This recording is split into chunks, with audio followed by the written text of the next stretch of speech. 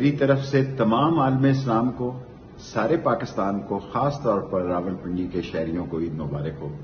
آج میں لیاقت باغ میں نماز عید میں شریک نہیں ہو سکا اور لال حویلیوں کی خوشیوں میں بھی شامل نہ ہو سکا، لیکن مجھے خوشی اس بات کی ہے کہ شہر میں ایک بہت بڑی تعداد نے حسب معمول لال حویلی کی رونقوں کو دوبالا رکھا، اور وہ دو شاہی خاندان جو دبئی میں ہیں انہیں نہیں معلوم کہ راولپنڈی اسلام آباد میں آٹے کی لائنیں لگی ہوئی ہیں۔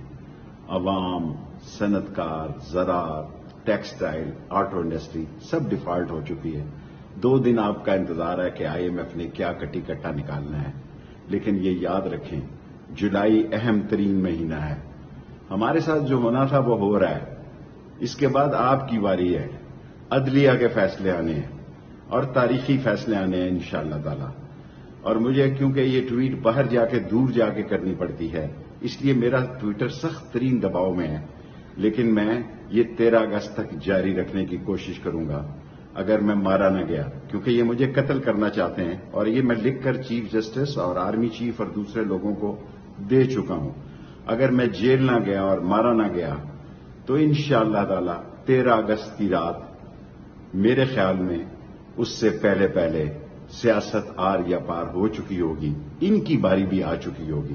13 اگست کی رات 10 بجے لال حویلی کے باہر قوم سے خطاب کروں گا، اور انشاءاللہ تعالی حق کے ساتھ، سچ کے ساتھ کھڑا ہوں۔ نسلی ہوں اور اصلی ہوں، امتحان آتے رہتے ہیں۔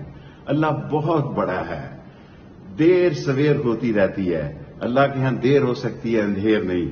انشاءاللہ حق جیتے گا اور سچ جیتے گا، اور پاکستان کے لوگوں کو اس کرپٹ، ڈس آنیسٹ، سلگش، نان سینس، منی لانڈر، کمیشن خور مافیا سے نجات ملے گی، اور پاکستان آگے بڑھے گا، اور کالا کالا رسول اللہ کا جھنڈا بلند ہوگا۔